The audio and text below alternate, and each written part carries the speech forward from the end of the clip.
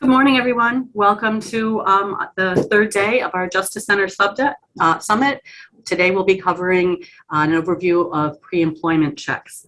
So without further ado, I will turn it over to Deirdre Keating. Thank you. Thank you, Davin.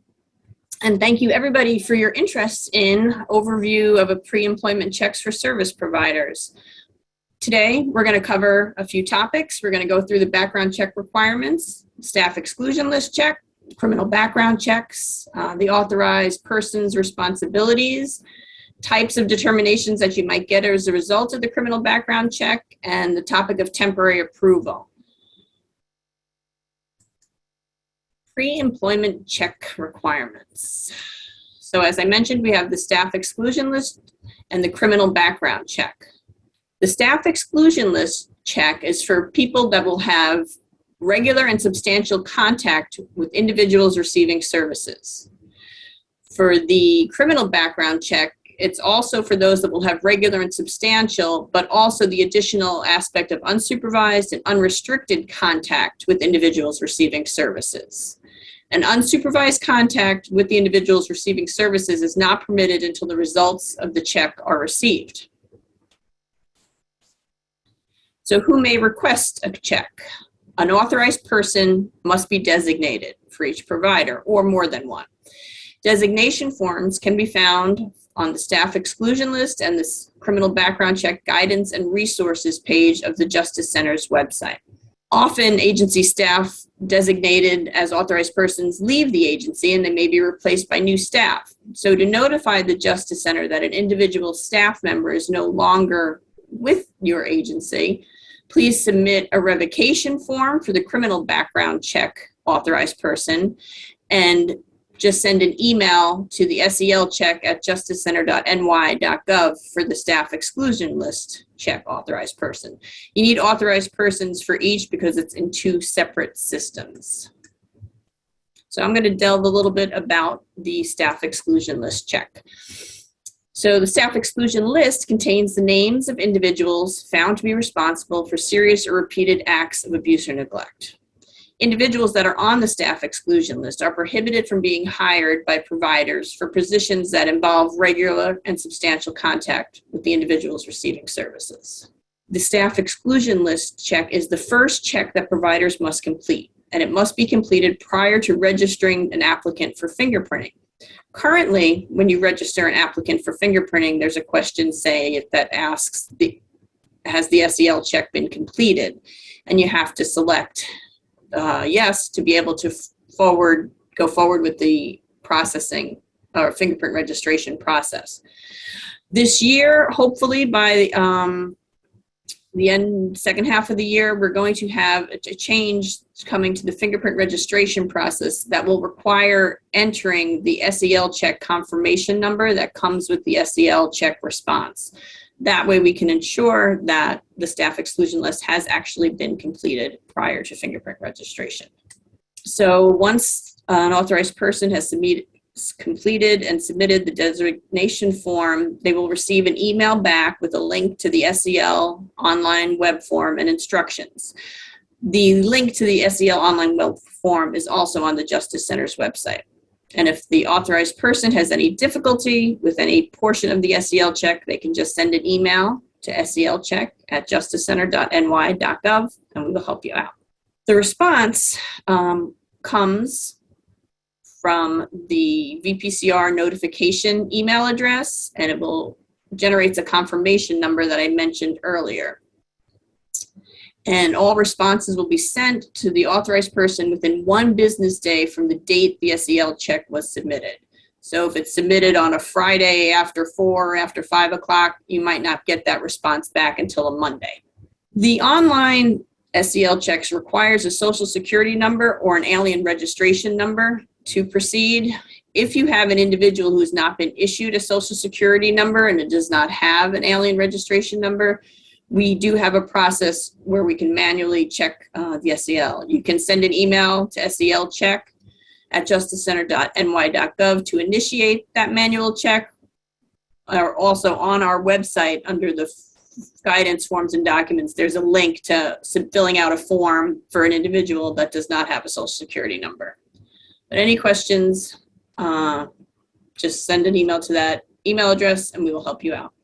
We also have the ability for providers to submit batch SEL check requests for up to 100 applicants using a batch check template, and there's guidance for how to do that on our website, and it's also very helpful during summer hiring months where providers use that option. Great deal. So providers have submitted an average of over 24,000 SEL checks per month last year. And since 2014, the Justice Center has advised 243 potential employers that an individual was either on or pending placement on the SEL.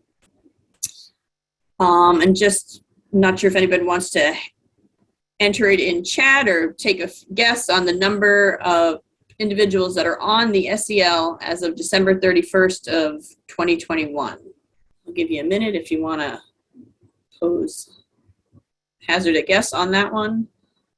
And then we'll just move right along and tell you that it was 838 people were on the staff exclusion list or pending placement on the staff exclusion list at the end of last year. So that's our portion on the staff exclusion list check, and we'll be moving on to the criminal background check. Thank you. Deirdre, we got one question during this section. Can you please say how we define serious abuse for placement on the staff exclusion list? Certainly. The social services law sets forth what list would be category 1 level conduct. So if an individual gets a substantiated finding for category 1 level conduct, that's what's get them on the staff exclusion list. Also, you could have 2 category 2 level conducts within a 3-year period.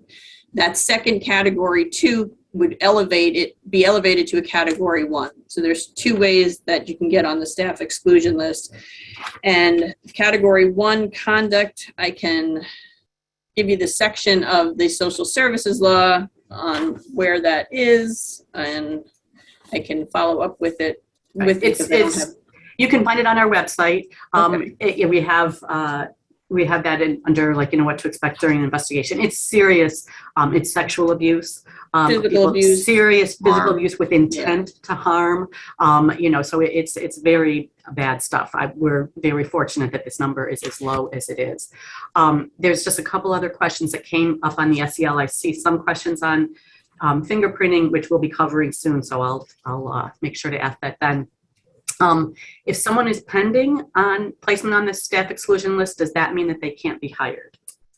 Technically, if you're pending placement on the staff exclusion list, you could still be hired, but once that placement has changed to either being on or perhaps being off the staff exclusion list as a result of a hearing or a request for an amendment, we would notify the provider, that the person's status has changed to being on or off. And once they are on the staff exclusion list, they're not in a position that they can be working with individuals, regular and substantial contact with individuals receiving services. Thank you. That's the last question we have on the staff exclusion list. Great. Thank you so much. Now moving on to criminal background check. Oh, thank you, Deirdre and Davin. I hope everyone can hear me. Appreciate you taking time out of your morning and some of your afternoon and lunchtime to sit with us and learn about the pre-employment checks that we do here at the Justice Center. We're going to jump right into the criminal background check piece of this. Okay, so the criminal background check, some of the things that we are going to be discussing here are the responsibilities of the authorized persons, types of CBC determinations, subsequent arrests, and my favorite topic, temporarily approved applicants that are pending criminal background check results. Hopefully most of the folks here are authorized persons or have some experience as an authorized person with one or more providers of service. So we're going to jump right into the authorized person responsibilities now. Okay, quick list here. Checking the SEL. I have to reiterate what Deirdre had stated earlier. It's incumbent upon the providers to understand that you have to check the staff exclusion list first. That has to be the first check that you make when you determine that you want to bring somebody in as an individual that is going to have regular and substantial contact with individuals receiving mental health services at your provider.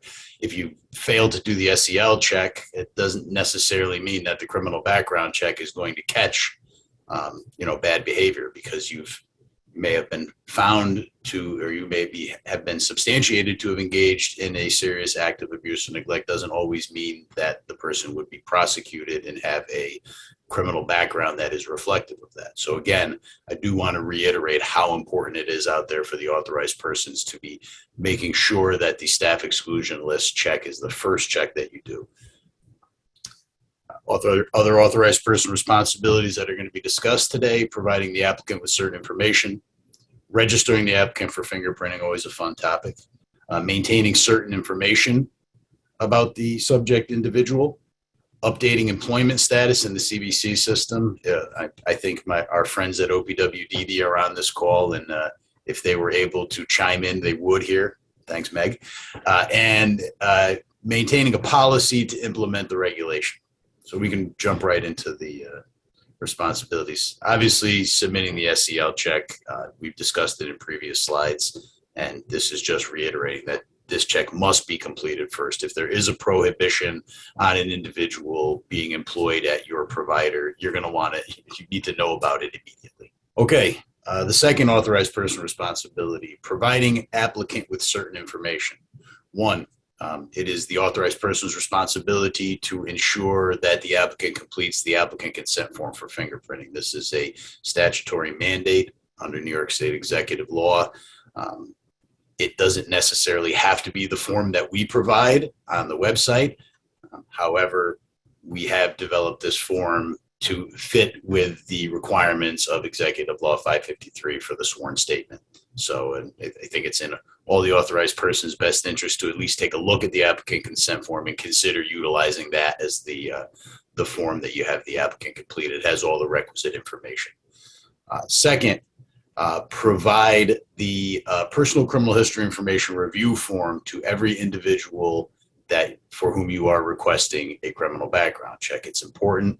It's a mandate under New York State law. It is the responsibility of the authorized person. We have a copy of the form on the Justice Center's website under the criminal background check portion of the website. My best advice, and I give this advice to all the folks that we do training with, if you are an authorized person that is responsible for doing criminal background checks or registering the folks that are going for fingerprinting, print out as many copies of the personal criminal history information review form that you can. Keep them in an area where you're going to be doing interviews, and please ensure that every person that walks out with a fingerprint registration appointment also has the personal criminal history information review form. This provides the applicant with important information on how to challenge the results of the criminal history if they disagree with the results that are provided by the state and the FBI. So it's important that we make sure that the authorized persons make sure that these folks walk away with the personal criminal history information review form. And the next two, this is a screenshot of the applicant consent form.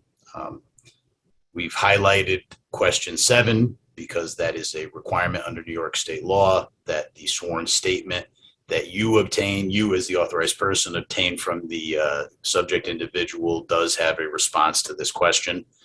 We do try to provide some guidance regarding youthful offender, juvenile delinquency adjudications, and receiving an adjournment in contemplation of dismissal.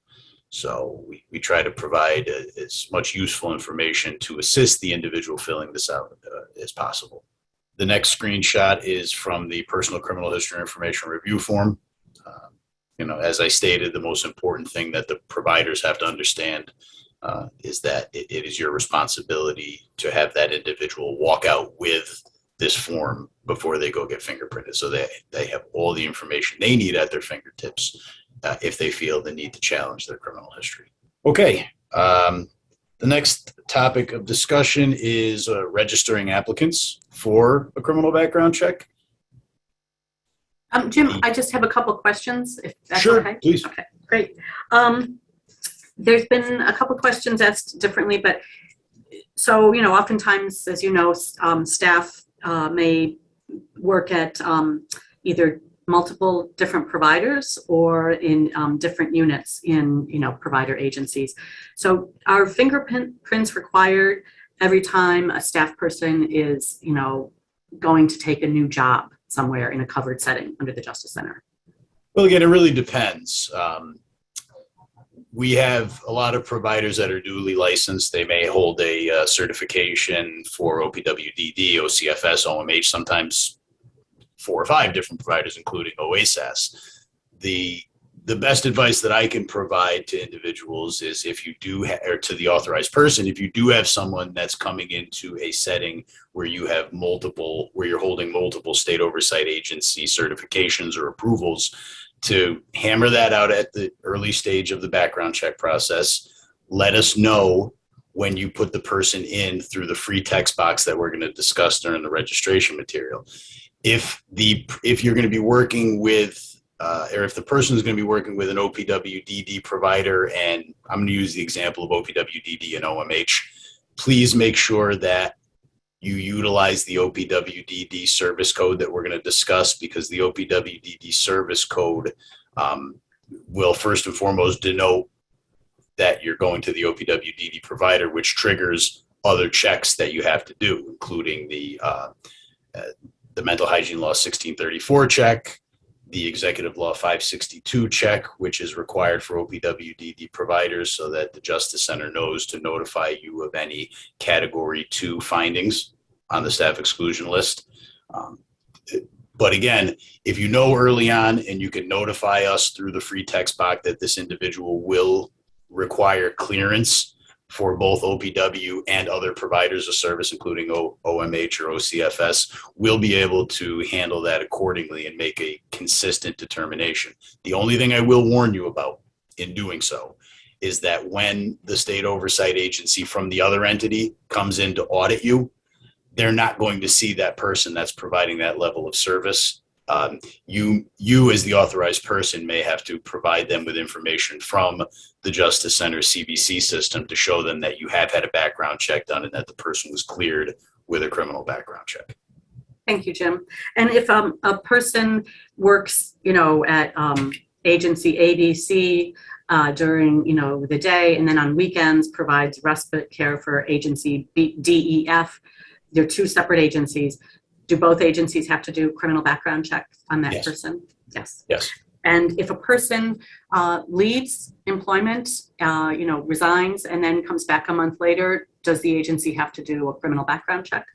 We look at those on a case-by-case basis. It really depends on the level of cooperation that we receive from the provider. If the provider has gone ahead and updated the person to no longer employed and it sits there for a month, it's very difficult for the Justice Center to be able to go back and say, okay, we're going to reactivate this, because once the record in the Justice Center CBC system is deactivated, if an arrest notification comes in for that individual, we are required to disregard it.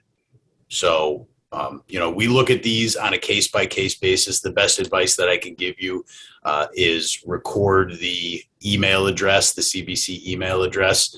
And if you have a situation like that, send it in. We actually have staff that dedicate part of their day to looking at these. They're done on a case-by-case basis, and it really does depend on the time frame, and it depends on our ability to go back and review arrest notifications that have come in.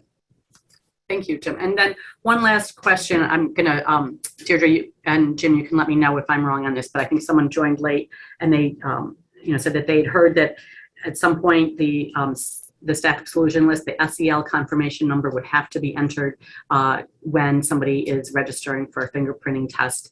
Is that still in the works? And I believe you said it is, Deirdre, right? Yes, I mentioned that earlier. It's trying to get the 2 systems to coordinate that, and we're hoping to do it. Hopefully it can happen this year. All right, thanks. That's it for me. And for just now. Yeah. follow up on one of the questions before about what's the conduct for staff exclusion list. If you look at social services law, section 493, subdivision 4, it'll say what category 1 conduct is, and it includes, has a listing of things that could be considered category 1 conduct. All right, great. I appreciate all the questions. Back to the registration process under authorized person responsibilities. These are screenshots of the Justice Center's website and where folks can go if they are looking for information on criminal background check guidance and resources.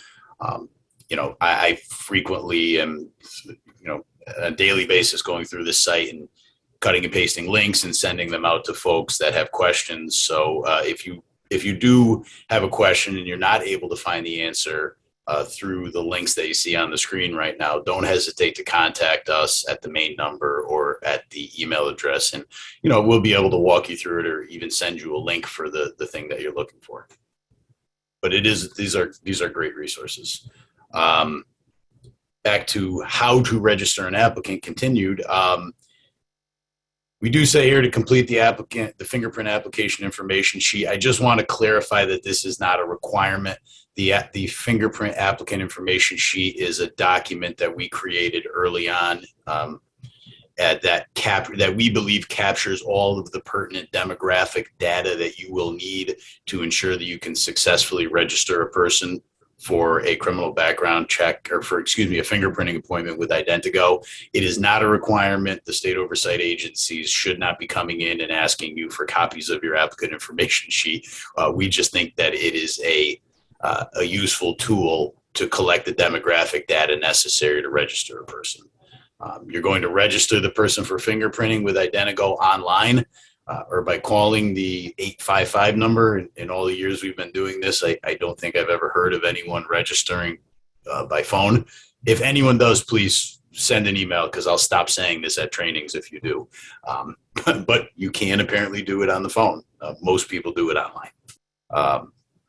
The CBC guidance and resource section for the website provides separate fingerprint registration guidance for Identigo links for all three of the state oversight agencies that we cover. That's OMH, OPWDD, and certain providers of service that are under the Office of Children and Family Services. So if you don't know a service code, or if you're looking for guidance that is specific to the state oversight agency of your program, we do break those out in the guidance for providers by state oversight agency. So if you happen to be an OMH provider, you're going to want to go to that specific guidance under the website. This is a screenshot of this actually happens to be an OMH local service applicant. You can see the provider code in the upper left-hand corner of the box. That's the provider code that's unique for an authorized person that is submitting for an OMH oversight agency provider. You can see that the demographic data that is required. This is the address. I think we put this in there purposely. I do ask, since it is the CBC unit that handles these requests that come in, we do ask that you please ensure that you get the most complete address possible for the individual that's going for the criminal background check or for the fingerprint appointment. This will be the data that's recorded in the Justice Center CBC system. It'll be recorded on the individual's e-justice record. And if for any reason we need to get in touch with that person or send them a correspondence regarding missing disposition, or if we have to request evidence of rehabilitation, this is going to be the address that we use. So please, if there is a subdivision on an address, please elicit that information from the subject individual and record it here. It's going to make all of our lives a heck of a lot easier. Other required demographic information. We get a lot of questions. You can see there is a lot of personal information here. These data fields are not created by the Justice Center. They're not created by state government. These are demographic fields that Identigo has deemed necessary for the most accurate, positive identification of the individual that's coming in to do the criminal or to do the fingerprints. I think early on, Deirdre and I used to get a lot of questions about whether some of these things were necessary: eye color, hair color. What we have to say is this is the information that the Identigo has deemed necessary for the most accurate identification of that person coming through the door. We want to make sure that the person being fingerprinted is the same person that's going to be showing up and doing the job. So this is all required information. Required job duties. Again, this is a free text box. The request has to provide specific job duties, including how the subject individual will have regular and substantial unsupervised or unrestricted physical contact with folks receiving services. Again, this is a free text box. I think you have about 400 characters to get your job description in there. We have a sample here. It's a little bit on the nose, but it's a good one. It says the applicant will have regular and substantial unsupervised unrestricted contact with service recipients in a direct care setting and will assist with activities of daily living. Again, this would be a really good job description. This allows the folks in the legal section of the criminal background check unit to make sure that they are performing their required analysis and determining whether or not the person's criminal background has a direct relationship with the job duties that they're performing. So, for example, if in the job duties you simply put down the word janitor, you may receive a call from somebody in legal at the criminal background check unit asking you to elaborate on how the person that is going to be a janitor will have regular and substantial unsupervised contact with the individuals receiving mental health services in your program. So please, when you're filling this out, this is one of the more important sections, at least to our analysis on whether a person's criminal background has a direct relationship with the position sought. Jim, there's just a very timely question. What's Please. the definition of regular and substantial? Is it administrators? Is it frontline staff? This question gets asked at every training, and every training I do have to say that there's not a statutory definition. We rely on the providers of service with their unique knowledge of their physical plant and their knowledge of the program that they oversee. They are asked to make that determination as to whether or not a prospective employee or volunteer is going to have that level of contact. I wish there were a better definition that I could provide. I've been doing this for about 17 years with this same statutory language, and I've really never been able to answer that question to folks' satisfaction. But we do have to rely on the provider's unique expertise with their program to make that determination as to whether or not somebody has that level of contact. If there's ever a question, your state oversight agency should be a good resource as to whether or not you should have that individual fingerprinted. Thank you. Again, great question. We're still talking about authorized persons' responsibilities, maintaining certain information. We spoke about the applicant consent form earlier. Obviously, that is a form that the individual has to complete prior to going to get fingerprinted. That form should be maintained, and there's a reason for that. You may get a call from somebody at the Justice Center asking what the individual disclosed on the applicant consent form. It's sometimes helpful to us, but it's something that the state oversight agency will come in and look for to determine whether or not you're in compliance with that section of the requirement. You also have to maintain the CBC results. We make that very easy for you. They're maintained in the Justice Center's criminal background check system. All of the results, arrest notifications, that's all contained within the subject individual's record in the Justice Center criminal background check system. So again, we get questions from time to time as to whether or not they should print it and save it confidentially in a locked cabinet. My response is that my opinion is that it's unnecessary. With a few keystrokes as an authorized person, you're able to access that individual's determination in the CBC system. So there's, unless there is a real business reason that you have that's unique to your program, there's probably not a good reason to print out those CBC results. As far as how long the information has to be retained, the authorized person is required to maintain the information for a period of 6 years after the subject individual is no longer employed or volunteering. So it's not 6 years from the date of the response that you receive from us. you have to maintain it for 6 years, 6 years after the person ceases to be a subject individual.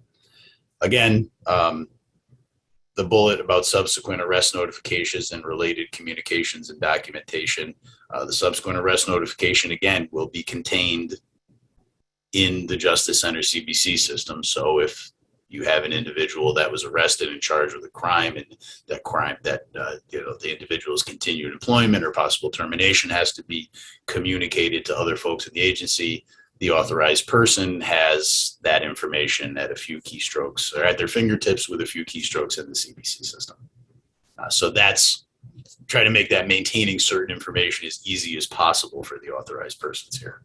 I would venture to say that this is one of the more important pieces, one of the more important authorized person responsibilities is updating the employment status of your subject individuals.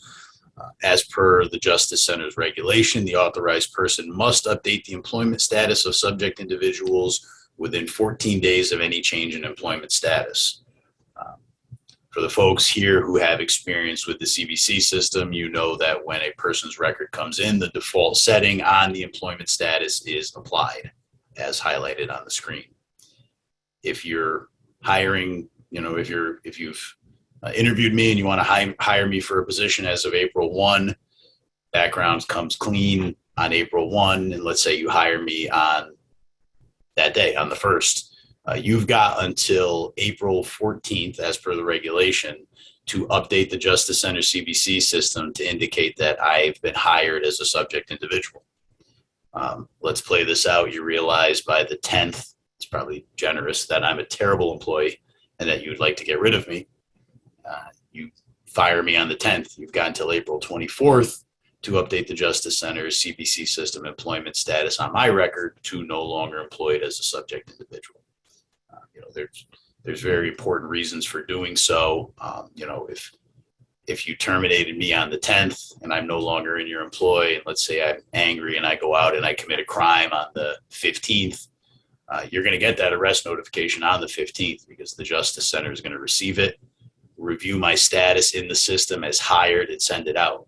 So again, it is important that as soon as possible after you terminate a subject individual that you update the employment status so that you're not facilitating this secondary dissemination of confidential arrest information.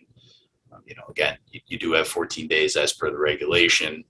I think that anyone from the state oversight agencies would agree that if you have a defined offboarding process for these folks, that you would want to make this one of your priorities to make sure that the system is updated to show that the person is no longer in your employ. And again, I know my friends at OPWD, the Incident Management Unit, are on, and they would be chiming in right now if they had the ability to do so. Okay, as an authorized person, Jim? as a provider of service. Davin, I'm Yeah. sorry, go ahead. It's okay. No, yeah, just a couple questions before we move on to the next part. So does the Justice Center ever contact the Office of Professionals, either state ed or the Department of Health for misconduct for Category 1 or Category 2 findings? If you have a professional license, do we ever notify? The only time that I can answer for the CBC section, the only time that we ever utilize information from state education is if we go to the Office of the Professions website to determine if someone holds a professional license. A lot of times the person will have a criminal history, we'll reach out to them, they'll come back to us and say, yes, I'm an LPN, or I'm a CNA, whatever that means. Not great with the acronyms. What we will do is we will utilize the Office of the Professions website to determine whether or not that person has that license. But otherwise, we don't have any reason to communicate with them as far as notifying them of anything. We're simply reviewing the criminal history and making a determination on that individual's suitability for employment. But And Dear- Davin, as to the staff exclusion list, when someone is placed on it, the Justice Center does not notify SED or DOH of somebody's placement because it is a confidential listing. it's actually the professional person's duty to notify their Right. licensing agency. Jim, you mentioned a lot about guidance, OMH and OPWDD. Is there any guidance for SED providers? Not for the criminal background check piece, because they're not one of the entities that we are, that we have a statutory mandate to do criminal background checks for. And on the demographic portion of the background check form that people have to fill out, has gender been changed to be more than just male and female yet? I would have to defer that question to Identigo. We don't make those decisions at the Justice Center. We are, I don't want to say we're at the mercy of what they put in there for demographic data, but we do utilize their registration platform, and as such, we're subject to what they put in there. Great. And last question. Someone wanted to know if you needed to do a criminal background check for contractors who are coming on site but will not have any contact with people receiving services, not any substantial contact with people receiving services. And it will go on. No, a background check wouldn't be required under New York state law for those individuals by virtue of the fact that they are not going to have the statutory level of contact. Taking it a step further, if you did have a contractor in to your facility and that contractor was going to have regular and substantial unsupervised unrestricted contact with the individuals receiving service, the answer would be yes. You do have to do a background check. It is your responsibility. It is not necessarily the contracting entity's responsibility to do so. It's your responsibility as an authorized person to ensure that you have a completed background check for folks that are going to have that level of contact with the people receiving services at your program. Thank you. One last question that just came in. What's included in the status administrative leave? It's a good question. We kind of put that in there early on in the process at the request of some providers. I can tell you that if somebody's placed on administrative leave in the system, we will consider that person still active and for all intents and purposes still a subject individual. And if so, you will still receive arrest notifications and updates on that person. Thanks, Jim. It's not really something that we foresee a provider actually having to use. If somebody's still hired and that you've placed them on administrative leave, it's perfectly fine to leave them in a hired status. You're going to get the updates either way. Great.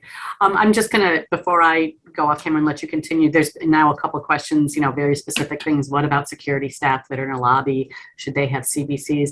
I think, Jim, would you recommend that people, check with their state oversight agency that licenses or certifies them if they are having a hard time, if you as a provider are having a hard time figuring out what regular and substantial contact is. I think, rather than us going through every single, potential category of employment. I don't know if, Jim, you have any other advice? Yeah, again, this is probably not the forum to go through each and every category of type of employee.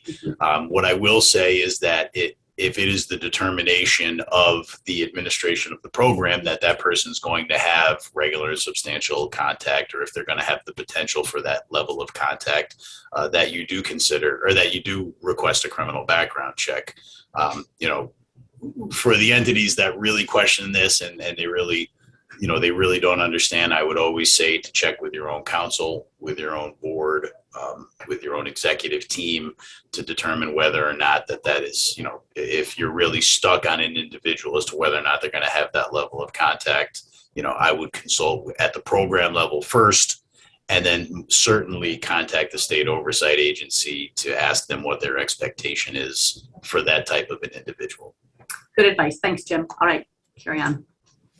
Thank you. Great questions. I think this is the final authorized person responsibility that we're going to discuss today, and that is simply to have a policy in place to implement the criminal background check regulation. Each provider is required to have a policy designed to implement the provisions of the Justice Center's criminal background check regulation. We've taken the liberty of preparing a draft sample policy for providers' consideration that can be found on the Justice Center website. It's really pretty bare bones. It's a start. It tracks with the Justice Center's criminal background check regulations found at 14 New York Code of Rules and Regulations, Part 701. If anybody out there is looking to or needs to draft a policy for their program, that's a good place to start. You can find that under the Law and Regulations section of our website. It's not necessary. not certain that it's under the criminal background check part, but if you do log on to the Justice Center's website and click on law and regulations, there's a link there for the 14 NYCRR Part 701, and the policy. If it tracks, if you can make it to track the regulation, I think you'll have a successful policy in place. All right, thank you, Davin. Appreciate all of you folks that made it back in the 5-minute time frame. The next topic of conversation, this is going to take up most of the rest of the training, are the types of criminal background check determinations that the authorized persons are going to receive. Types of CBC determinations you're going to receive: non-ident, no criminal history, not denied with a criminal history, not denied insufficient court-supplied information, and not denied not held in abeyance. We're going to talk about each one of these in some detail. Other types of CBC determinations, less common, but as authorized persons, you will receive these. Applicant being held in abeyance pending the outcome of a criminal charge, a denial, and then you see the red flags there. We're going to spend a good amount of time talking about none being processed, which we receive questions on a daily basis. And then probably the most difficult topic to understand that we're going to discuss today is number 9, criminal history. So that's why we've had red flags conspicuously placed on these. They're not actually determinations. They're actually status updates. So if, as an authorized person, you receive an update on a subject individual that's none being processed, or it's simply criminal history, you have to understand that that is not a determination that will allow you to move forward. That is an update on the current status of the criminal background check as it pertains to that individual. So I think we should jump right in, hopefully to the easy stuff first. Not denied, non-ident, and no criminal history. What this means is that either the applicant was never fingerprinted, either civilly or criminally. Criminally is as a result of an arrest. Or the applicant was fingerprinted but has no reportable criminal history. Applicants with these determinations may be considered for employment in the direct care position. I'd say the biggest year that we've ever had for background checks was, I think, 2019, where we had about 107,000 people that we processed on the local side for background checks. In that year, I would think 87% of the folks that were fingerprinted came through with one of these types of determinations: not denied, non-ident, not denied, no criminal history. I would venture to guess that as a provider, if you went to your compliance report and took a look, your percentages would be very similar. That is, across the state, most folks that are fingerprinted, the vast majority of folks that are fingerprinted, come through and have no criminal history or non-ident. If that is the case with your particular applicant, again, you'll receive that determination next business day after the person's been fingerprinted, and you'll be able to move forward with the required pre-employment checks for that individual.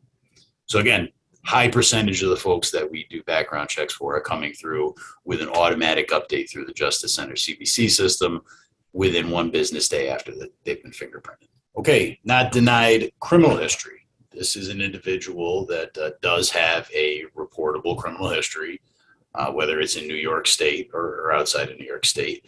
The authorized person will receive a summary of the New York State criminal history.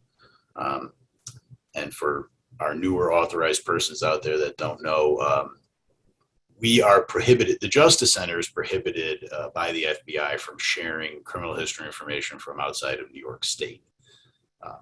In 2011, the FBI came in and they audited civil fingerprinting in New York State, and they had determined that it was their policy that entities that are receiving FBI criminal history information or FBI identification records were prohibited from sharing any information off that record with the providers that they service. So when there is a criminal history outside of New York State, the providers can rest assured that we see it, that the people that have experience in making these determinations see it, they're considering it, in certain circumstances we're working, we're trying to determine exactly what happened, the circumstances surrounding the crimes. At the end, we are just prohibited from sharing that information with you folks. It's at times frustrating because we would love nothing more than to give you the full picture of the person's criminal background so that you could make a determination. We could clear the person for your consideration.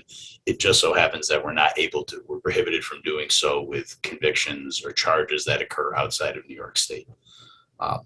But if you receive a not denied, back to the original purpose of this slide, if you receive a determination of not denied with a criminal history, you're going to receive a summary of the New York State criminal history, and you're going to be able to consider that person for employment in the direct care position.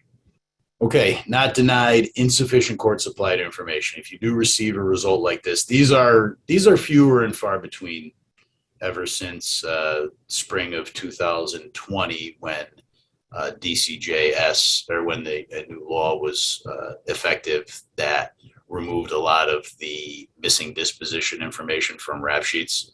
They're actually suppressed under a new section of New York State executive law. However, we do receive rap sheets from time to time that will have what we consider to be insufficient court supplied information. And I'll give you some examples. But this means that the applicant's criminal history record includes a charge for which the Justice Center cannot determine the disposition. We have a legal staff here in the criminal background check unit that dedicates a significant amount of their time to tracking down, to identifying these charges that don't have a disposition on the rap sheet and utilizing every possible remedy at our fingertips to try to get that information so that we are reporting the best criminal history information to you on your subject individual. Sometimes it doesn't happen. I'll give you an example of a situation where you may receive a notification or a determination such as this. An applicant's criminal history comes in and it shows a 1995 charge for grand larceny in Buffalo. When our staff receives that rap sheet, they're going to make calls. They're going to exhaust all of their administrative remedies to try to determine the outcome of that 1995 grand larceny felony charge. Many times we're just unsuccessful. The courts don't cooperate.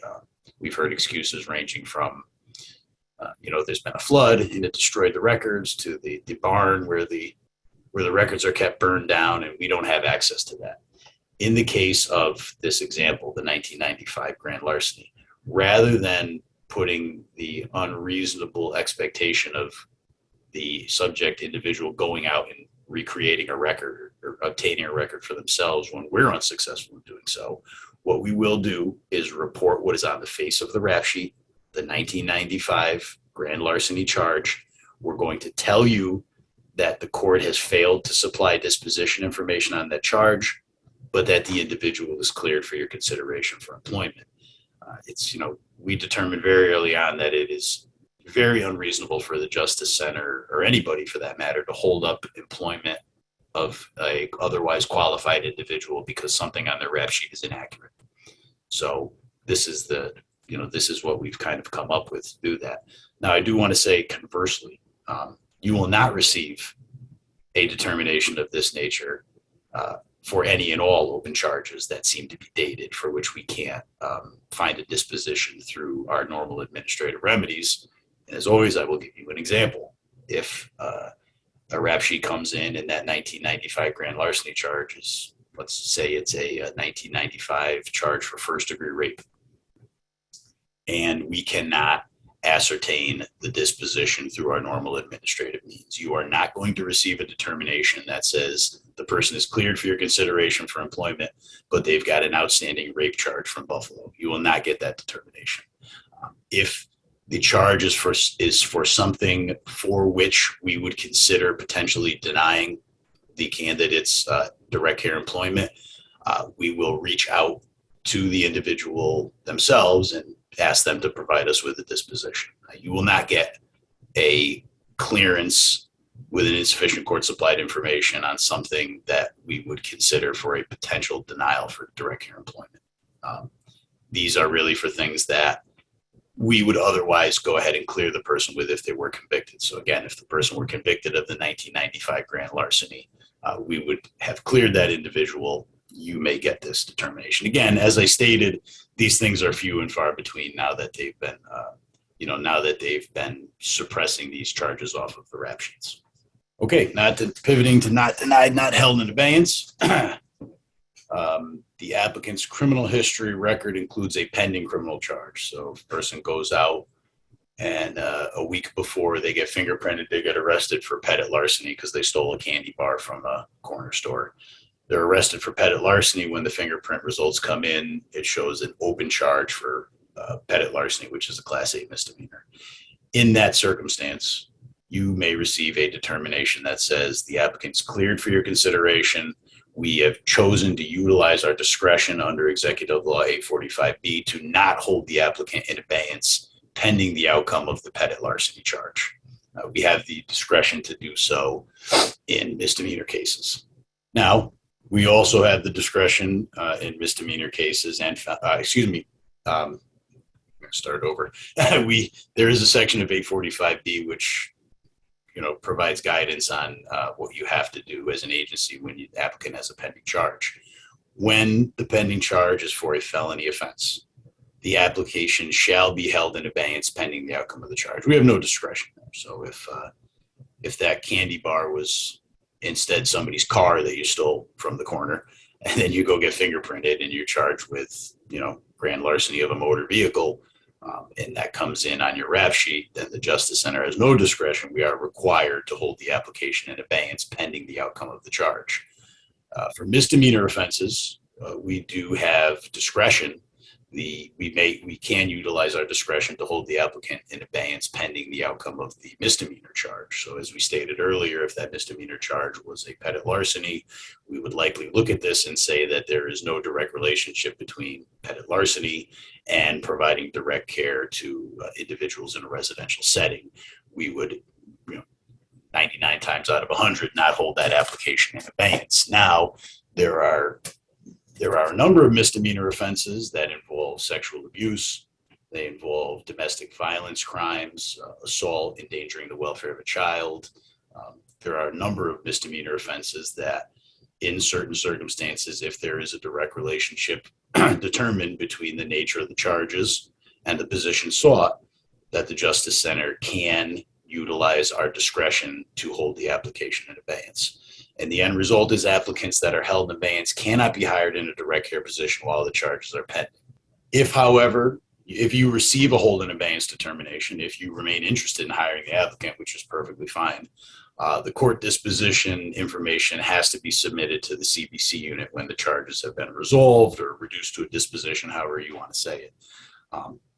We do ask in our determination letter notifying you of the hold in abeyance that you, the provider, work with the applicant to obtain court disposition information, and then that you provide it to us through our post office box here in Delmar. We sometimes receive dispositions from applicants themselves. If we receive them and the person is still in an applied status, we are going to process it. The problem is that sometimes we will receive these, the person's still in an applied status, we're updating the record and making a determination. And the reality is that the provider has moved on from that person. They just failed to update the system. We ask in the interest of working together with the provider community that they really take the lead in working with the applicant themselves to obtain that court disposition information and to send it. It's a show of good faith that you're still considering this person as an active subject individual for that position. If you are not interested in hiring the person that's held in abeyance, the law, law and regulations require that the employment status must be updated to application withdrawn. And going back to previous slides, you have to do that within 14 days after you make the determination that you're withdrawing the application for employment. Okay. Jim, I got a couple questions. So can you clarify if the job candidate says on their application that they have no history, but then we do the background check and we find that there's a criminal history outside of New York State, but when we review it, we don't deny employment. Is the provider required to deny employment? In any scenario where we clear a candidate for your consideration for employment, you have the ability to move forward in the pre-employment process, pre-employment check process. Mhm. The only time we take that ability out of your hands is when we deny or when we hold in abeyance, and that's not even really a denial. We're simply telling you that we are not going to give you a determination until we receive the disposition.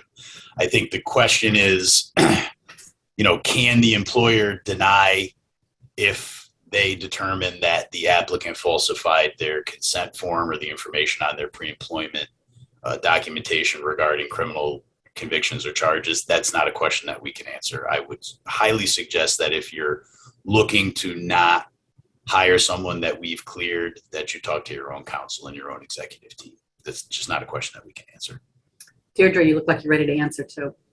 Debating whether I should pipe in here. I just remember from back in the day when I was more involved with the criminal background check unit, I did have told providers that literally sometimes applicants do not think they have a criminal history, and they're not lying. They really don't think they have a criminal history, and they do. So it deserves sometimes a little bit further checking. It can be confusing. Sometimes it's a number of years ago, and it's a young person involved in the criminal justice system, and they weren't really sure what the lawyer told them, and they're not really sure. They think it got off of their record in 3 years or something, and they're not necessarily lying. So I've always counseled providers to just do a little back and forth and questioning with the individual if you encounter that situation. I agree with Deirdre. A good faith effort by the hiring entity, if there is, you don't want to jump to an immediate intentional falsification of a document. I think a good faith effort to work with the individual to get a better sense of their understanding is probably a good rule of thumb there. Thank you. And what if an applicant accepted a plea deal, and instead of a misdemeanor, they are charged with a violation? Will they be cleared, and will the agency know about their accepting of the plea? If an individual if an individual is charged with a crime prior to the background check, they take a plea to a violation, no, the provider will not be made aware that they've been convicted or that they've taken a plea to a penal law violation or a vehicle and traffic law infraction. We are only authorized to share misdemeanor and felony convictions. Thank you. Now, in the instance of a hold in abeyance, if you were initially charged with, for example, assault third, and at the time that you're fingerprinted, that assault third charge is open, we are obligated under New York state law to provide that to the employer. But if you subsequently take a plea to a harassment violation under Penal Law 240, for example, or a disorderly conduct violation, we receive that information in the mail, we would simply update the record, assuming there's nothing else, to not denied with no criminal history, because technically if you take a plea to a violation, you don't have a criminal history. Thank you. Is there an email that people can send the court disposition to for updates? No, unfortunately, there's not. It's up to the individual themselves to obtain a certificate of disposition from the court. I think it's a $10 fee, last I knew, to obtain that stamped or sealed disposition, and that's really what we're looking for. In the event that an applicant can't get that, we certainly would accept a copy, and if it's not an original, we would follow up with the court. Usually when we have that information, we have all of the docket information at our fingertips to be able to verify that. So, but unfortunately, no, as far as the provider is concerned, I'm not aware of any sort of email that the court system has that you could easily obtain dispositions with. Thank you. Last question, and then I will get out of your hair for a little while. Would the background check uncover if a person is a veteran and they were dishonorably discharged from the military? Sometimes yes, sometimes no. We see a lot of Article 15s where there is a non-judicial punishment for an individual that was charged with an offense while in the military. We do understand that the Article 15s are non-judicial determinations, and therefore, while we may see it here at the Justice Center, we are aware that that did not result in a reportable criminal history. Thank you. Okay, moving forward to to denials, give you a few numbers from 2021, which is our last full calendar year. 2021, we fingerprinted about 90,000 people. And out of that 90,000, we denied a total of 270. So I'm not, I became a lawyer because I'm not very good at math, but I think that's less than 1/3 of 1% of the total folks that were fingerprinted in the calendar year that were actually denied. So the chances are that the vast majority of the participants that have been authorized persons for any period of time have never even seen a denial letter. But if you do receive one, we'll go through what it means and what your unique responsibilities are as an authorized person when you do receive a denial letter. The provider may not hire the applicant into the direct care physician for which the criminal background check was requested. The provider will be notified of the decision via a correspondence uploaded into the CBC system. And again, this is consistent with any determination where there is a reportable or non-reportable criminal history. You're going to receive the decision via a correspondence uploaded in the CBC system, telling you that the person's been denied. The provider, i.e. you, the authorized person, upon receipt of a denial notification, it is a requirement under New York state law that you notify the applicant that the employment was denied and that the criminal history was the basis of the denial. There is a reason for that. The individual, upon being denied employment by the state, they do have rights to challenge our determination in New York state courts as arbitrary and capricious and abuse of our discretion. I won't go into all the details of how they can go about doing that, but the prerequisite for doing so is to be notified that you've been denied and that the criminal history was the basis of the denial. And that is the role of the provider. What I will say is, it was brought to our attention a few years back that there were some providers of service that were not notifying folks that they were denied.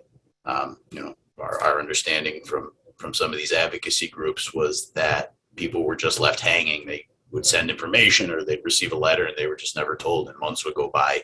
The provider wasn't sharing that information, wasn't complying with this requirement. So what we've done as a courtesy is that we will notify the applicants after they've been denied to ensure that they can maintain their rights to challenge our determination in New York state courts through the appropriate vehicles. But it does not alleviate the provider's responsibility for doing so. So that has to be a part of your pre-employment check process. The provider is required to furnish a copy of the reported criminal history summary upon written request from the applicant. We get a lot of questions about whether or not they can just hand over the letter or a copy of the letter, excuse me. Our preference obviously is that you extract the criminal history summary and provide that to the individual, possibly on your own type of communication. I cannot tell you that you can't give them the letter. I mean, if you choose to do so, by all means, go ahead. Obviously, the preference is that you provide them with the summary only and you extract that from the letter. But that is a requirement. I don't know that I've ever heard of a provider coming back and letting us know that the applicant has asked for it or asking for any guidance in that regard. So, but it is a requirement. That's part of your provider role when you receive a denial. Okay. Surprise, no questions on denials. So we're going to move forward to probably the most difficult topics that we have to wrap our heads around here as authorized persons and as folks working in a CBC unit. Got the red flag here, none being processed. I can tell you that for the folks that answer our phones and the folks that handle our main email, this is a question that we get every single day. And my hope is that we're getting them from new authorized persons. But I can tell you firsthand that there are authorized persons out there that will ask this question a dozen times and still not quite understand. So for any of you folks out there, here's your tutorial. If you get a update in the CBC system and in your email that says your applicant is being processed, none being processed, none, we haven't made a determination, being processed, we're processing the application. It means one of two things. The first one, let me take a look at this quickly. The first one is going to be 99% of the time. Second one is probably 1%. So we'll go to the 1% first. So we're going to skip to the bottom. You would receive a none being processed notification if the applicant's criminal history record includes a criminal charge for which the CBC unit cannot determine the disposition, and we've reached out to the applicant to provide disposition information of the charges. I will go back to the example I utilized earlier with the individual whose criminal history record came in and showed a 1995 charge for first-degree rape. In that instance, if we exhaust all of our administrative remedies and cannot determine the disposition of that crime, we are going to send a letter to the applicant themselves advising them that we cannot move forward in the criminal background check process until they provide us with a disposition on the 1995 rape charge. So that is the 1% that I'm talking about here when you do get this status updated none being processed. The other 99% is the first bullet point here. The CBC unit is considering directing the provider to deny employment based on the applicant's criminal history, and we are requesting evidence of rehabilitation directly from the applicant. Jim, I have a question for you. Please. Does none being processed have an end date, or can it stay open indefinitely? So if we're looking at the bottom bullet, there is the possibility that it can stay open indefinitely. If we reach out to the individual with the 1995 rape charge and that individual doesn't respond to us in any meaningful fashion, that thing can stay in none being processed status indefinitely. There is that possibility. If we're looking at bullet point 1, none being processed, no, it cannot stay in that status indefinitely because there will be an outcome one way or the other, and we'll see that.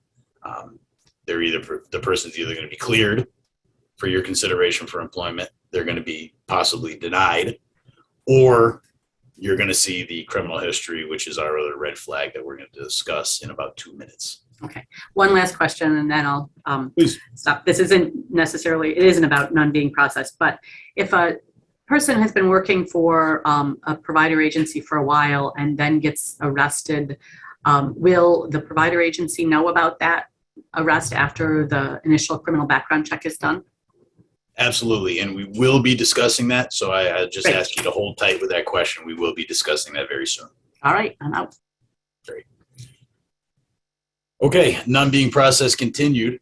This is a reminder, termination has not yet been issued on the applicant's suitability for employment. So if you get this status updated none being processed and your first inclination is to email the Justice Center CBC main mailbox and ask if you can hire the person, the answer is going to be no. The answer is going to be the application is being processed and we have not yet made a determination on that subject individual's suitability for employment. Kind of dovetailing on that, the provider may not hire the applicant in the position for which the CBC rules requested until they get a clearance from us. You may not bring that person in to provide care to the individuals receiving service at your program while the application is none being processed. Okay, you don't have a determination that allows you to do so at that point. The provider may only move forward with a hiring decision if a determination has been issued for the applicant. If the individual is cleared after none being processed, you will get an update in the system that says not denied criminal history. And at that point in time, you can make the determination as to whether or not you want to move forward with a hiring decision on that person. Okay, so anybody that's kind of been in and out, this is the time where our authorized persons definitely want to tune in, put on your thinking caps. We're going to go through this. This is probably the most difficult topic we're going to discuss today.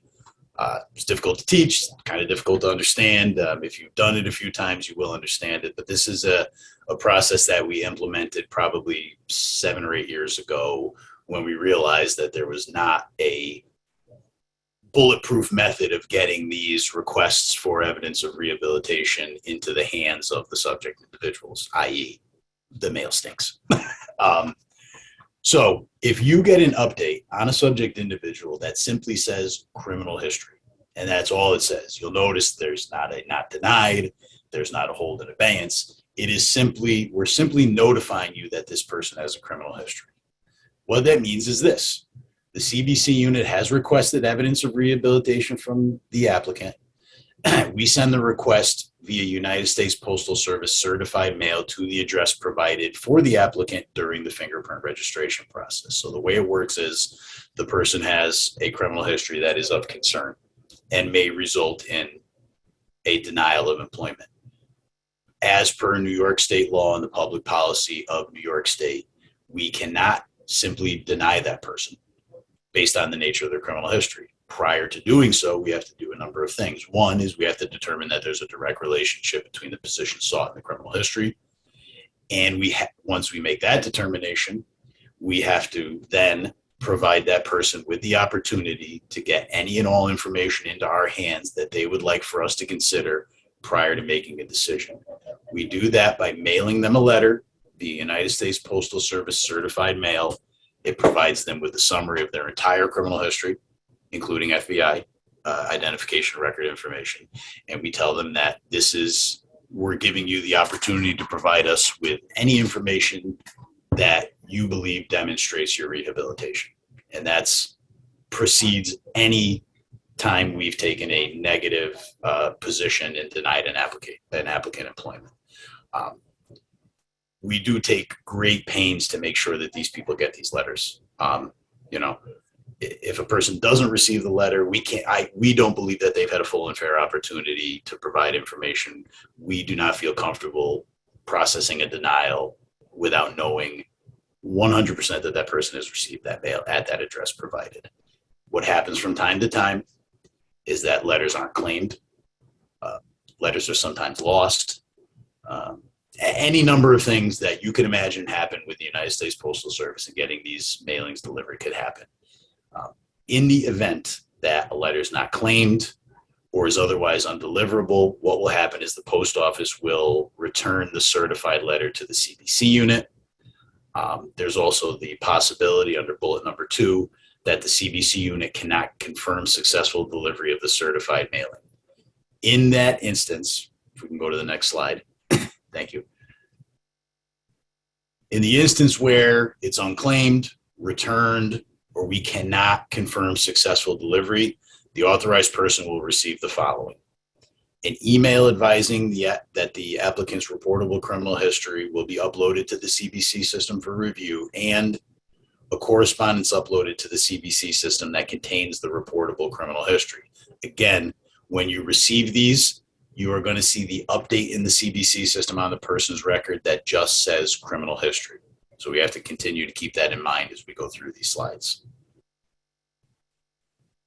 The authorized person should be reviewing the criminal history and advising the criminal background check unit via email that the applicant's criminal history has been reviewed, that the provider is still interested in hiring the applicant, that the applicant's address is either accurate or they're going to verify the applicant's correct mailing address, and requesting that the letter be resent to the applicant. Now, you don't have to do this as an authorized person. If you receive a summary of a criminal history for someone that's in this status and you don't want to move forward, please don't ask us to make a determination.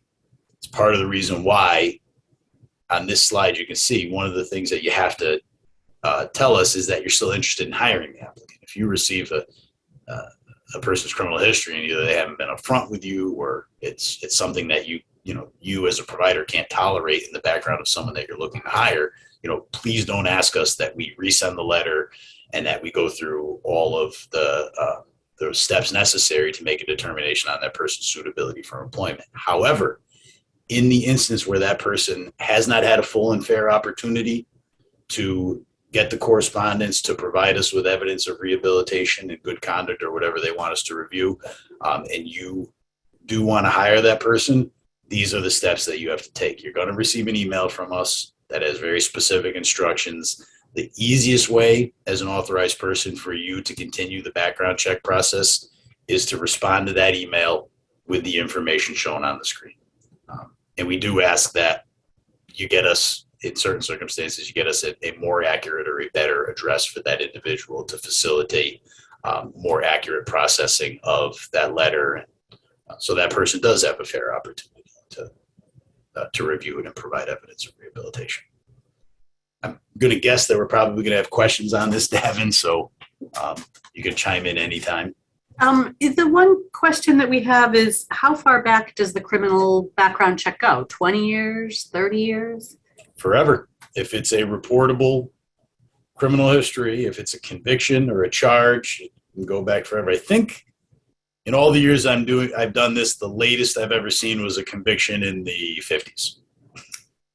Thank you. I'm not trying to date myself, but I think that's my recollection. That might have been back in the OMH days. So that's the only question we have so far. So carry on.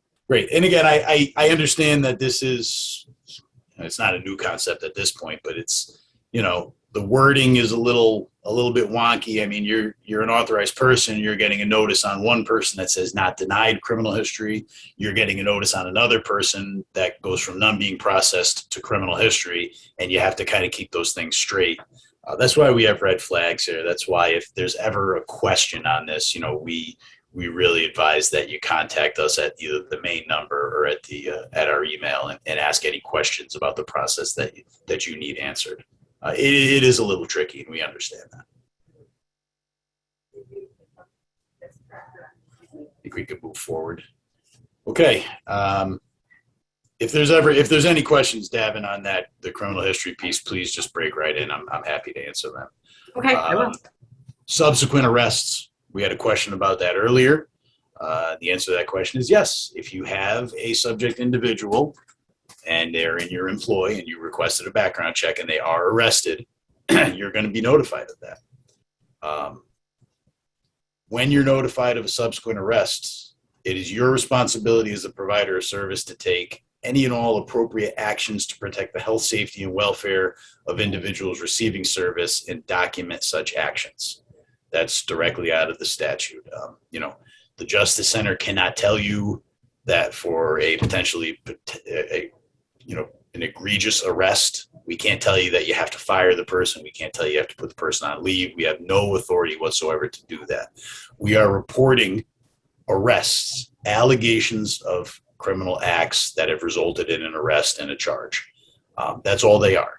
We cannot tell you that you have to terminate someone because they got arrested and charged with endangering the welfare of a vulnerable person. We don't have the authority to do so. That's on you, which is why the statute states that upon receipt of a notification of arrest for a subject individual, that you'll take the appropriate actions to protect the health, safety, and welfare of individuals receiving services. Jim, I have a couple questions. Excellent. Can an authorized person contact the Justice Center directly in the event that they get notified of an arrest notification if the employee is not forthcoming, despite attempts by the provider to follow up? Is it possible for a case to just be dropped by the courts and there's no disposition? I don't want to speak for the Office of Court Administration and how they handle their business in the courts. I think it's very possible that cases are dropped or dismissed, but I would expect that they would do so formally and that individual would have the opportunity to obtain a certified disposition. If an arrest notification gets to us, it's not something where an arrest occurred on the side of the road with a New York State trooper. When we receive the arrest notification, it is a direct result of the person being arrested, fingerprinted, and the charges being formally brought, whether it be via arraignment or whatever vehicle there is in the criminal courts.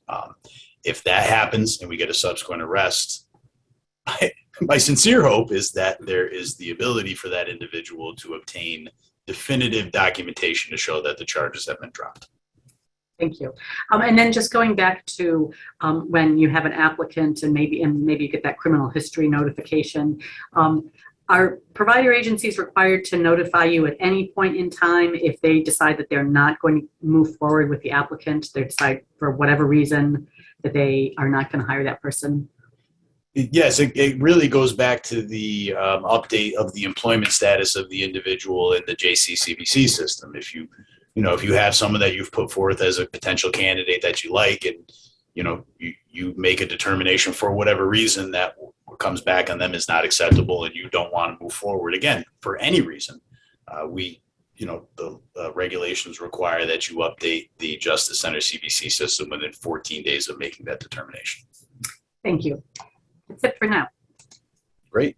Okay, so back to arrests. The second bullet here really underscores the importance of having a real process at the provider level for onboarding and offboarding.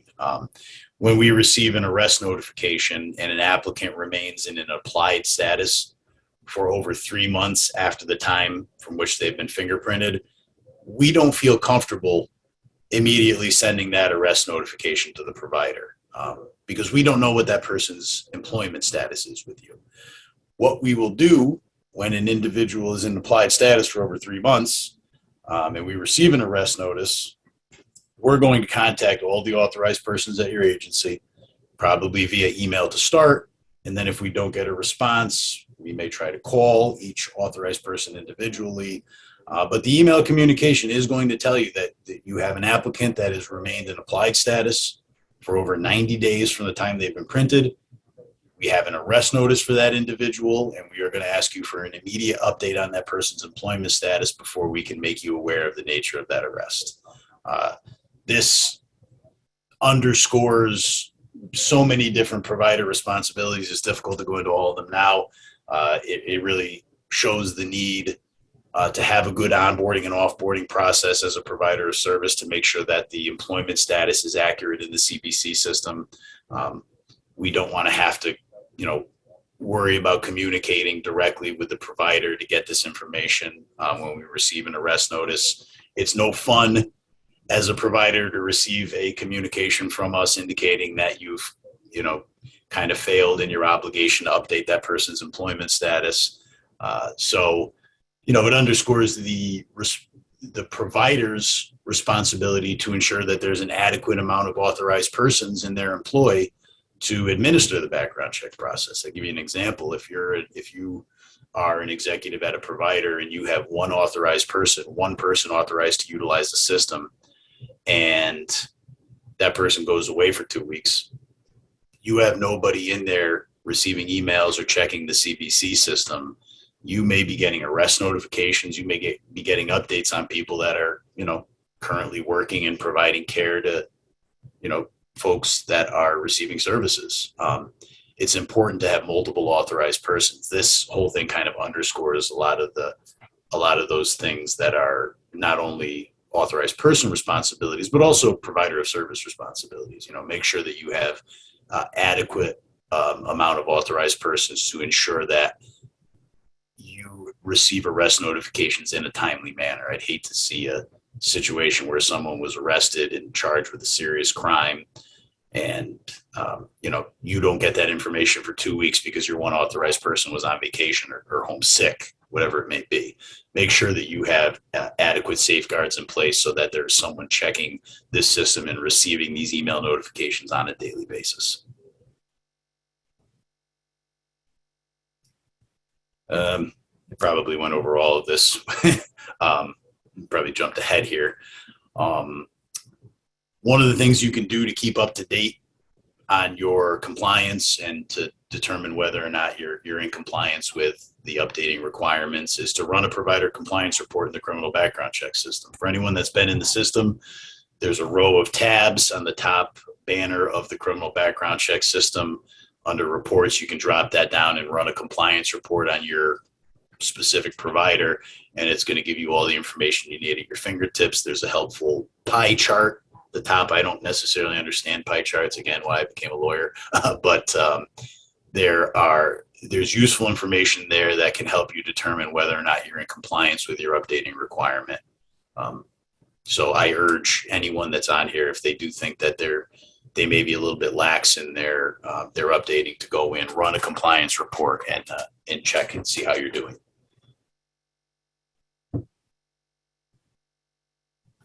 I think we're finally to my least favorite topic, temporary approval.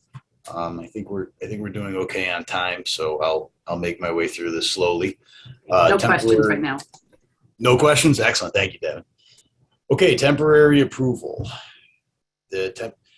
As per Executive Law 845B, providers may conditionally hire an individual pending the results of the criminal background check.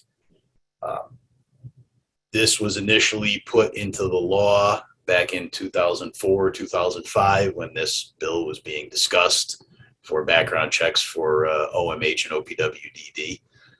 There was some information shared, and I know Deirdre, who used to be at DCJS, was probably privy to some of these conversations. But I think the folks at the time in the legislature were told that a criminal background check can take anywhere from 4 to 8 weeks to complete. That's obviously never been the reality, but that's the information that they were working with. So at the time, there was an identified need based on that poor information to allow providers to temporarily hire someone while the criminal background check process was pending. In reality, as anyone who's done this for any amount of time knows, that these results are coming in usually less than 1 business day. For 99% of the people that we fingerprint, the results and the determination process is taking 1 to 2 business days. So the information that they utilized to put this provision in the law was really bad information, even at the time back in 2004, 2005. Nonetheless, we now have to contend with the provider's ability to conditionally hire someone pending the results of the criminal background check. What I'm here to tell you today are the limitations on that, okay? One, and it's not written here, but I'm going to share it with you. Don't try to put somebody in temporary approved prior to them actually being fingerprinted. Believe it or not, we've seen people's records pop into the CBC, some with, serious criminal histories. And the first thing that the provider does is they pop them into temporarily approved and they backdate it to a year prior to the background check being done. That's a big no-no. If you are currently, quote unquote, temporarily approving someone and you have not requested a background check on that person, you are in violation of the law. Okay. And, we almost on a daily basis, we see providers putting people into the system, updating records, indicating that they hired them well in advance of the background check, and their excuse is always, well, I temporarily approved them. That's not something that's going to fly, okay? If you are going to temporarily approve someone, it's going to be pending the results of the background check after the person's been fingerprinted, okay? You have to have a policy in place which provides that the subject individual will not be alone with individuals receiving services until the criminal background check results are received. I would strongly urge anyone that is going to utilize this to have a comprehensive policy in place to ensure that the temporary approved individual meets the qualifications for such temporary approval. One of them, bullet number 1 in that policy should be, we don't temporarily approve people until you actually get fingerprinted. 2, second bullet is going to be that you're not to be alone with individuals receiving service until the background check results are received. Now, part of the reason I don't like temporary approval, I just think there's too many traps with it that were unintended consequences of this legislation. And we'll go over these in a few minutes as we go through this. And if this doesn't dissuade you from using temporarily approved, I don't know what will. But the policy that we discussed shall require that temporarily approved subject individuals assigned to personal care activities, which require privacy for individuals receiving service, are supervised by someone with management or oversight authority or someone deemed qualified to provide oversight.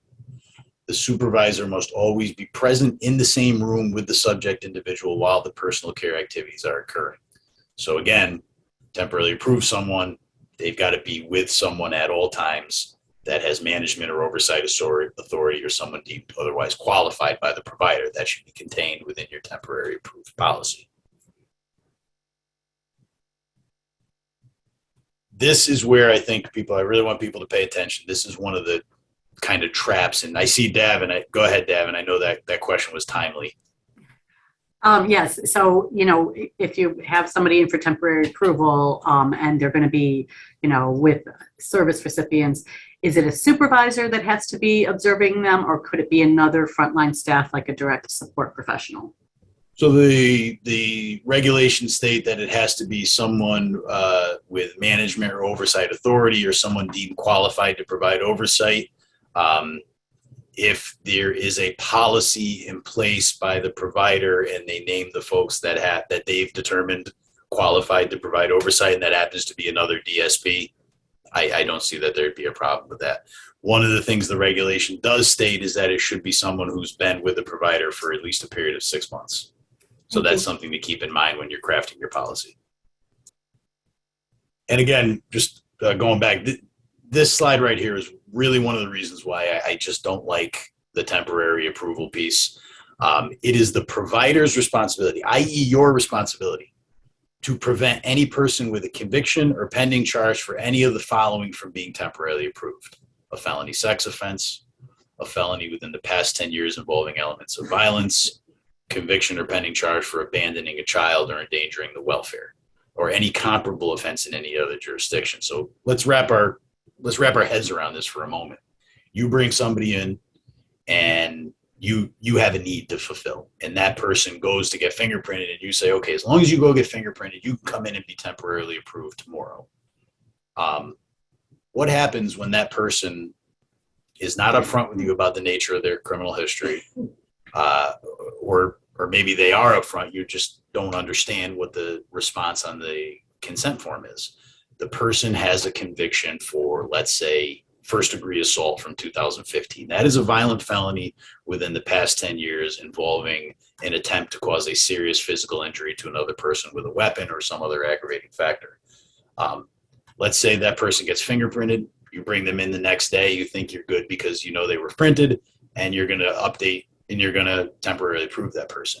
It is your responsibility to recognize that that person has that violent felony conviction within the past 10 years, and it's your responsibility to prevent that person from being temporarily approved. What happens when the person's not upfront with you? You don't have that information at your fingertips, right? You can't fulfill this obligation to prevent that person with that type of conviction from being temporarily approved because they haven't been upfront with you, okay? The only way that we can combat this, and I'm speaking to you guys from a procedural standpoint here. If you are going to temporarily approve somebody, I strongly urge you and ask you to make sure that immediately upon doing so, you update the Justice Center CBC system to say that you're temporarily approving the person. We have staff here at the Justice Center CBC that check these things every day or every other day or as often as possible when someone is being processed, okay? So that person with that assault one, you are not going to get that information from the Justice Center immediately. Why? Because we're going to update the system to say none being processed. We're going to send that person themselves a letter, and we're going to give them the opportunity to provide evidence of rehabilitation and good conduct. All of that takes time, okay? So that person with that violent felony conviction that you've temporarily approved can essentially be sitting there in that temporary approved position for which they are ineligible for up to a month or however long the reach out process takes, and you will be unable to prevent them from being temporarily approved. So what I ask of you is, if you do temporarily approve someone, A, make sure that you have a policy in place, and B, make sure that you notify us as soon as humanly possible that you've temporarily approved that person so that we can identify them through our normal processes, contact you directly and tell you to remove that person if they have something from this list that disqualifies them from temporarily approved. It's the only way we can combat this if a person is not upfront with about you with a criminal history, or if they're, being evasive about what it means. We've had instances in the past where consent forms were filled out and, the person said, yes, I've been convicted of a crime. And then in the description, they said 125. Now, if you're not a lawyer or really anybody, you don't know what 125 means. 125 is the penal law code for murder. So the person is disclosed that they were convicted of murder. In the event that that was a violent felony within the past 10 years, you would be unable to prevent that person from being temporarily approved unless you understood that that was what the person was saying. So again, it's the takeaway from this is, if you are going to utilize temporary approved, have that policy in place for the protection of the individuals receiving service. It's the most important thing. And update immediately. Let us be the ones that call you and tell you, okay, your candidate for employment has been convicted of multiple counts of rape, is a level 3 sex offender, and they're ineligible for temporary approval. we are working with them right now to allow them the opportunity to provide evidence of rehabilitation. But again, take them out of temporarily approved status immediately. A few more housekeeping pieces for the temporary approved policy that you have to have in place. If you do utilize this, the applicants with a pending felony charge other than one specified in the last slide or any pending misdemeanor charges may be temporarily approved, but the provider must document its reasons for granting temporary approval, including an explanation as to why such action will not place individuals receiving services at risk of harm. It's pretty self-explanatory. Everyone's going to get a copy of this. If you don't have a temporary approved policy in place, go to these slides and take a look at what you can and can't do and what your policy should include.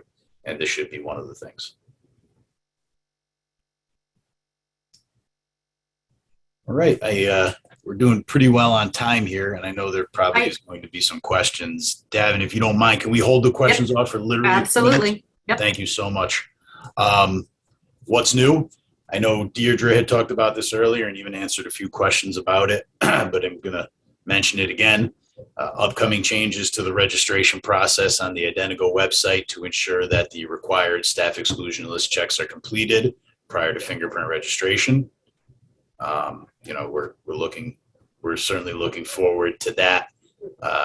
Vulnerable Person Central Registry and CVC system or Identigo system interface. We think it's going to be an important risk management piece. I don't recall what Deirdre said. We're hoping, maybe fingers crossed, by the later half of the year. Right. And just to add to that, we're not just relying on providers to say that they've checked the SEL. We do a weekly manual double check right now, and providers have heard from me saying, "Hey, it looks like you've sent somebody for fingerprinting, but you haven't. We have no record of an SEL check." So we do a manual weekly double check, and I know I've looped in folks from OPWDD's Incident Management Unit when OPWDD providers have done that to advise them, and OMH as well. So it's not like there's a free game running on, you can just do it right now. There is a weekly manual double check, and there's a monthly check. We're just making sure we don't miss anything, and we do reach out to providers and make sure that they do the staff exclusion list check if they happen to send somebody for fingerprinting. If they misstate the question on the Identigo registration site saying that they've completed an SEL check when in fact they haven't, we do catch that. Thank you, Deirdre. That's an excellent point. But again, we're hoping that in the coming months, we'll be able to have this interface and we can stop that manual process. Really, the only other thing that's new, and we've already mentioned this, is that applicants are being notified when they're denied employment by the Justice Center. Doesn't alleviate the provider responsibility to do so, but we do it as a courtesy based on what has been conveyed to us as an identified need. So I think that might be it. Background check guidance, as we stated earlier, it's really broken down on the Justice Center CPC website by state oversight agency. So if you do have a question that's unique to your state oversight agency program, it's broken down that way. There is a handy criminal background check user guide that's located, the link for which is located on the website for anyone that is a new authorized person that is looking for a tutorial on how to not only register folks for a criminal background check, but also how to utilize the Justice Center's criminal background check system. We make this guide available to everyone online in case they need some assistance there. Right. There's a couple of questions, Jim, on temporary approval again. Sure. Can you do temporary approval if you're training the applicant and they have no interaction with people receiving services? Yeah, and I think a lot of programs do that. So if you register the person, they go and get fingerprinted and they show up for a training program. My understanding from most of the times that we've gotten these questions are that the training program does not entail regular and substantial unsupervised contact with individuals receiving service. So yes, that's an acceptable use. However, it doesn't get you around the fact that you cannot temporarily approve someone that has one of those convictions that makes you ineligible for such a status. So I would say to the provider that you're going to want to craft an onboarding policy that's consistent with not only the need to bring somebody on and get them fingerprinted prior to training, but also be cognizant of the fact that there are certain convictions that a person may have that may make them ineligible for such status. And can you please reiterate the portion again about providing temporary approval before somebody has been fingerprinted, even if you need them to work an overnight shift in a hurry? It's not something that the law contemplates. And if you brought somebody in a temporary status prior to them actually going and physically being fingerprinted, which initiates the background check process, you are in violation of the law. So let me give you an example. You bring somebody in and you have their fingerprints set up. If you bring them in today, what's today, the 12th, and you have their fingerprints set up for the 15th, but you really, really need somebody in an overnight staff on the 14th. You cannot temporarily approve that person to work the overnight on the 14th because their fingerprints are being done on the 15th. Thank you. And there was no guidance for OASAS providers. Can you explain why that is, Jim, on our website? OASAS has their own criminal background check under Mental Hygiene Law 19.20. It's very similar to what we do. They do things a little bit differently, but we have no authority currently to do background checks for OASAS providers. Okay. And the very last question I have is, what does an applicant have to provide to show rehabilitation for a crime? So there's no definitive answer to that question. The applicant should provide anything that they would like for us to consider. It's great. It would be great if I could give you some examples, which I will try to do, completion of a behavioral modification program. For example, if you've been convicted of a crime or crimes of violence, one of the things that is particularly useful for us to see is that the person has engaged in a behavioral modification program aimed at people convicted of crimes of violence. There's really no standard set of documents that we want to see or that will make you more successful when providing evidence of rehabilitation. It's really the applicant's goal upon receipt of a letter of this should be to provide us with as much information as possible that shows rehabilitation and good conduct. If you've been employed and you have stable employment, provide us documentation of that. If you enjoy strong level of community support by family and friends, and you have a good network in the community of supports, ask those folks to submit a character attestation or write a letter of recommendation. But again, I want to reiterate that there is no set parameters or rubric that tells us if a person's rehabilitated. We have to look at it. We have to look at what they provide to us, and we make a determination based on an analysis of all the factors under Correction Law Article 23. So if you have a certificate of relief, you're going to want to have a copy. If you're an applicant and you have a certificate of relief from disabilities, you are going to want to maintain a copy of that. You're going to want to photocopy it and send that to us, because that is considered rebuttable presumption of rehabilitation. Make sure I said that correctly. Thank you, Jim. Deirdre, did you want to add anything before we sign off? It might be a good idea to talk about what some of the factors are in the correction law that you look to in deciding a criminal history denial and suitability determination. Yeah, that's a great point, Deirdre. So there's a list in Correction Law Article 23A with some of the things that we are required to look at as the nature of the criminal history, obviously, and whether a direct relationship exists between the elements of the crime or crimes and what the person is seeking to do. In this instance, have regular and substantial unsupervised contact with individuals receiving service. Once there is a determination that a direct relationship exists, we do have to look at things such as the age of the applicant at the time of the crime. We have to look at the amount of time elapsed since the criminal conviction occurred. We have to look at whether or not a certificate of relief exists. If the person's been granted with a certificate of relief, that is a strong piece of evidence of rehabilitation and good conduct. And then whatever the person provides to us in the way of evidence of rehabilitation. So, I mean, racking my brain trying to think of anything else that's in there. I mean, obviously the severity of the offense, the direct relationship sought, and anything that they provide to us. Thank you. That's the last question. So thank you both, Jim and Deirdre. Very informative. Everyone have a Thank nice you. afternoon. Thank you, everybody, for joining. Appreciate your interest. Thank you Bye. very much.